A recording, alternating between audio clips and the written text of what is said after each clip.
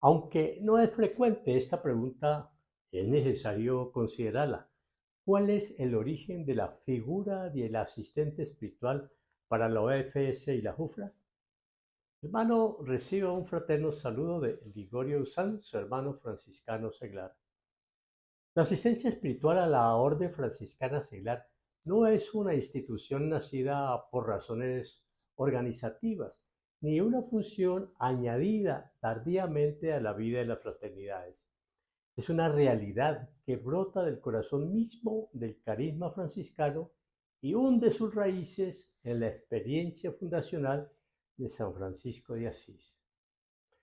Desde los primeros años del movimiento franciscano, comprendió San Francisco que el Evangelio no estaba reservado únicamente para quienes abrazaban la vida religiosa, sino que también podía ser vivido plenamente por hombres y mujeres inmersos en las realidades del mundo.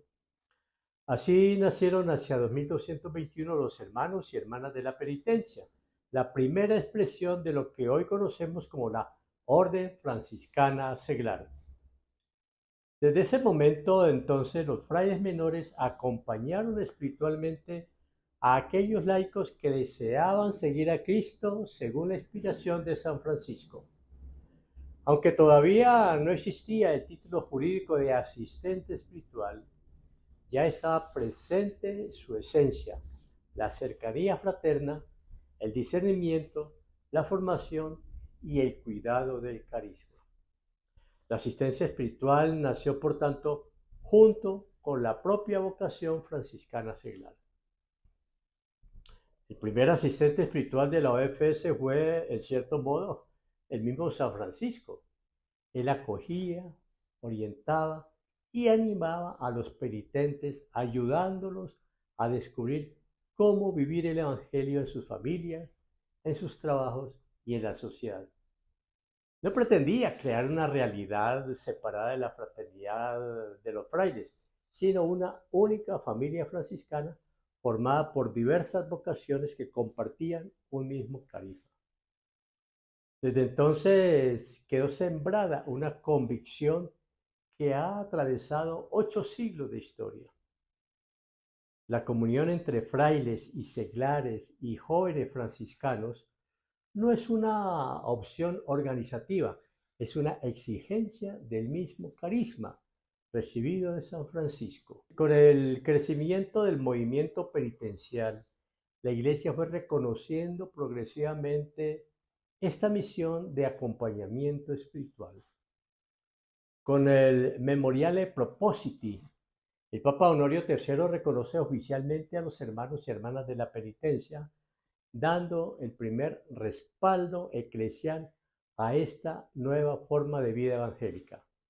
La carta Vota Devotorum, el Papa Inocencio IV en 1247, encomienda a los ministros provinciales de los frailes menores la visita y el acompañamiento espiritual de las fraternidades. Este documento constituye el primer fundamento jurídico de la asistencia espiritual franciscana. Con la bula Supramontem, en 1289, el Papa Nicolás IV, el primer Papa franciscano, organiza definitivamente la Orden Tercera Franciscana y confirma que los visitadores y asistentes sean frailes menores. Posteriormente, mediante Unigenitus Dei Filius 1290, aparece aún más esta relación estrecha, esta relación espiritual. Aquí encuentra fundamento histórico las expresiones que siglos después darán origen al concepto del Altius Moderamen, entendido no como dominio o gobierno, sino como una responsabilidad eclesial para cuidar el carisma recibido. Durante varios siglos, la asistencia espiritual estuvo marcada por modelos eclesiales en los que se predomina la dirección y la tutela de las fraternidades. Sin embargo, el Espíritu Santo condujo a la Iglesia hacia una comprensión más profunda de la vocación de los laicos. El Concilio Vaticano II recordó que Todos los bautizados participan activamente en la misión de la Iglesia y poseen una verdadera corresponsabilidad apostólica. Un momento decisivo llegó en 1978 cuando San Pablo VI aprobado mediante la Carta Apostólica Seraphicus Patriarca la nueva regla de la Orden Franciscana Seglar. La regla recuperó intuición original de San Francisco y redefinió la relación entre la OFS y la primera Orden Franciscana. La OFS fue reconocida plenamente como una orden autónoma de fieles laicos con identidad, gobierno y misión propios. Pero al mismo tiempo se reafirmó que la asistencia espiritual seguía siendo un precioso servicio confiado por la Iglesia a la primera orden franciscana y a la tercera orden regular, no para ejercer autoridad sobre los seglares, sino para custodiar juntos el mismo carisma. Uno de los autores que mejor ha profundizado esta renovación es el hermano italiano Benedetto Lino. En sus trabajos de formación, insiste en que la asistencia espiritual no constituye una estructura administrativa ni una función de control. Es, ante todo, una experiencia de comunión entre vocaciones distintas que participan de un único carisma. Por ello, afirma que la asistencia espiritual existe para custodiar la fidelidad al carisma de San Francisco, fortalecer la comunión con la Iglesia, mantener la unidad de toda la familia franciscana, favorecer el diálogo permanente entre los frailes, seglares y jóvenes franciscanos. Su pensamiento puede resumirse en una frase profundamente iluminadora. La asistencia espiritual es un don de comunión entre vocaciones distintas que comparten el mismo carisma de San Francisco.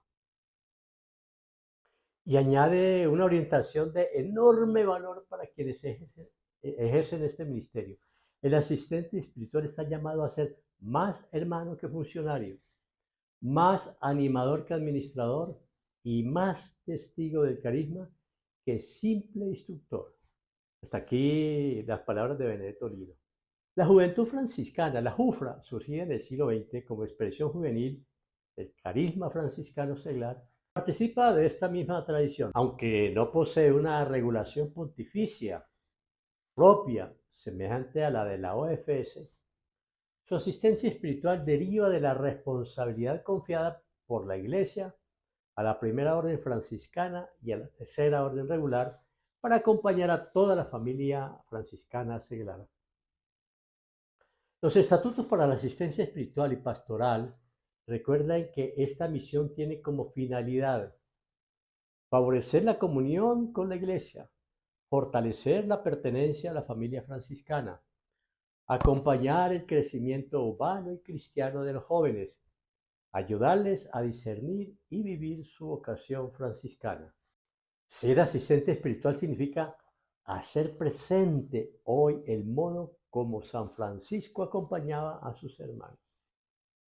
No es ejercer poder, es compartir la vida. No es imponer, es escuchar. No es sustituir las responsabilidades de la fraternidad, es ayudar a que cada hermano descubra la voluntad de Dios. El verdadero asistente espiritual camina adelante únicamente para señalar a Cristo. Camina al lado para sostener a sus hermanos. Y muchas veces camina detrás permitiendo que el Espíritu Santo conduzca a la fraternidad por caminos nuevos. El asistente espiritual está llamado a ser un signo visible de la presencia de Cristo, buen pastor, en medio de la fraternidad. Un hermano que anima, que escucha, que forma, discierne y acompaña para que la OFS y la JUFRA vivan con alegría el Santo Evangelio en comunión con la Iglesia, con toda la familia franciscana. Conclusión. Después de más de 8 siglos de historia, la asistencia espiritual sigue siendo uno de los dones más preciosos que la Iglesia ha confiado a la familia franciscana. No es un privilegio ni una función honorífica, sino un verdadero ministerio eclesial de comunión. Allí donde hay un asistente espiritual que vive su servicio con humildad, cercanía y espiritual de minoridad, la fraternidad crece en fidelidad al Evangelio, fortalece su identidad franciscana y se convierte en un signo vivo de fraternidad para la Iglesia y para el mundo. Este es el legado que comenzó con San Francisco de Asís y que hoy continúa con renovada esperanza en cada fraternidad de la OFS y de la FUFRA. Hasta una próxima oportunidad. Paz y bien. Hermanos hoy